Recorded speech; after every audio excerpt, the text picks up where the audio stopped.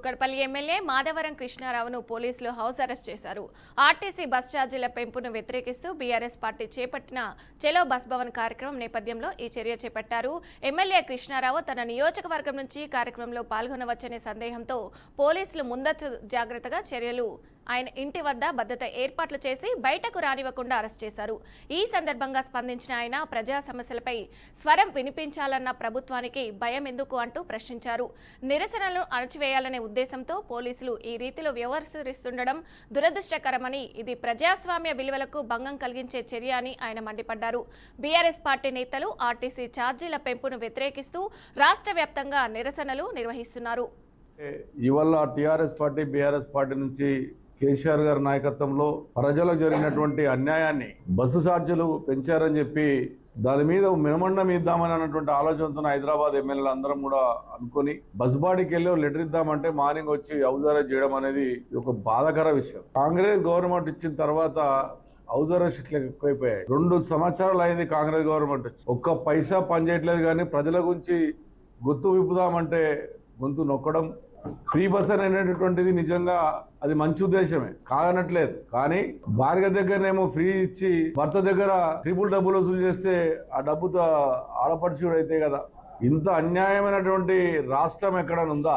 భర్త లాగా భార్య లాగానా? నువ్వు ఛార్జ్ ఒక్కసారే 10 రూపాయలు పెంచేస్తే ఆ 10 రూపాయలు పెడితే భార్య కూడా పైసలు పెట్టుకొని వస్తుంది కదా. నేను ఎర్రగడ్డ డివిజన్ నేను తిరుగుతుంటే ఒక లేడీ వచ్చింది, ఆశ్చర్యం అనిపించింది నాకు. ఏమందో తెలుసా సార్, అంతకుముందు బస్ వాళ్ళు ఏడ దొరికితే చెప్తే ఆపుతుండే, ఇప్పుడు ఆపట్లేదు సార్ ఫ్రీ అని మళ్ళీ ఇబ్బంది పెడుతున్నాడు సార్, మాకు చాలా ఇబ్బంది పెడుతున్నారు. మంచి ఉద్దేశమైనా కానీ ఏ డ్రైవర్ కూడా రోడ్డు మీద ఆపట్లేదు ఫ్రీ బస్ అని చెప్పి ఆడపిల్లలు బాధపడతారు. ఇక మగవాళ్ళు అయితే 10 రూపాయలు దాన్ని 40 రూపాయలు చేస్తే ఇక భారీగా ఫ్రీ ఇచ్చేం బాధని వాళ్ళు బాధపడతారు. ఇప్పుడు అలాగా మేఘాల మీద ఆర్టీసీలు పెంచడము, దాన్ని మెమొండం ఇద్దాము, ప్రజల కొరకు గొంతిప్పుదాము, కనీసం ప్రజలకు అన్యాయం జరిగినటువంటి విధానాలు చెప్పుదామంటే కూడా పోలీసు వాళ్ళని పెట్టి హౌస్ అరెస్ట్. ఏదైతే ఇవాళ టీఆర్ఎస్ పార్టీ బీఆర్ఎస్ పార్టీ నుంచి కేసీఆర్ గారి నాయకత్వంలో ప్రజలకు జరిగినటువంటి అన్యాయాన్ని బస్సు ఛార్జీలు పెంచారని చెప్పి దాని మీద అరెస్టులు ప్రజాస్వామ్యానికి విఘాతం కలిగిస్తాయి.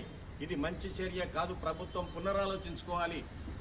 ఈ రోజు మొత్తం తెలంగాణలో ఉన్నటువంటి ఆర్టీసీ కోట్ల ఆస్తులను అమ్మివేయడానికి జరుగుతున్న ప్రయత్నం, భయభ్రాంతులను చేయడానికి చేస్తున్న ప్రయత్నం, మూసీ నదిలో కట్టుకున్నటువంటి ఇళ్లను కూలగొట్టడానికి వెనకాల హిమాయత్ సాగర్ గండిపేట వెనకాల పెద్ద పెద్ద భూస్వాములు కట్టుకున్నటువంటి ఇళ్లు కాపాడడానికి ఒక్కసారిగా నీళ్లను వదిలిపెట్టి సంవత్సరం నుంచి నీళ్లు రిజర్వ్ చేసి వానకాలం రాగానే వారం రోజుల ముందస్తు వర్షాలు వస్తున్నాయని తెలిసినప్పటికీ కూడా చాలా ఆశ్చర్యం వేస్తుంది. వాతావరణ శాఖ వర్షాలు వస్తున్నాయని చెప్పింది, అయినా కూడా నీళ్లు మెల్లమెల్లగా వదలకుండా ఒక్కసారే వదిలి బస్ స్టాండ్ ను ముంచే ప్రయత్నం చేశారు. మొత్తం భారతదేశాన్ని చూపించారు. మూసీ నదిలో బస్ స్టాండ్ మునిగిపోతా ఉంది, ఈ బస్ స్టాండ్ ఉండటం అవసరమా అని చెప్పి ఆ బస్ స్టాండ్ అక్కడి నుంచి జరిపేసి దాన్ని తీసేసి అక్కడ కాంప్లెక్స్లు కట్టి కరుడుపతలకి ఇవ్వాలి, కాంప్లెక్స్లు కట్టాలి, కోట్లు సంపాదించాలని ప్రభుత్వం చేస్తున్నటువంటి ప్రయత్నం నిరసించదగ్గది. దానికి కారణంగానే ఈ రోజు ఆర్టీసీ బస్సులను కూడా ఛార్జెస్ పెంచారు. భార్యనేమో ఫ్రీగా ఇవ్వమన్నారు, భర్త దగ్గరనేమో 50 రూపాయలు వసూలు చేశారు.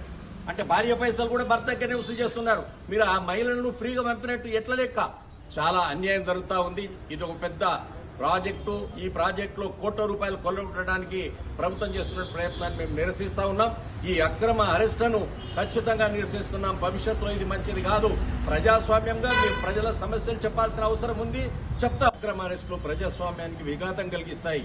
ఇది మంచి చర్య కాదు. ప్రభుత్వం పునరాలోచించుకోవాలి.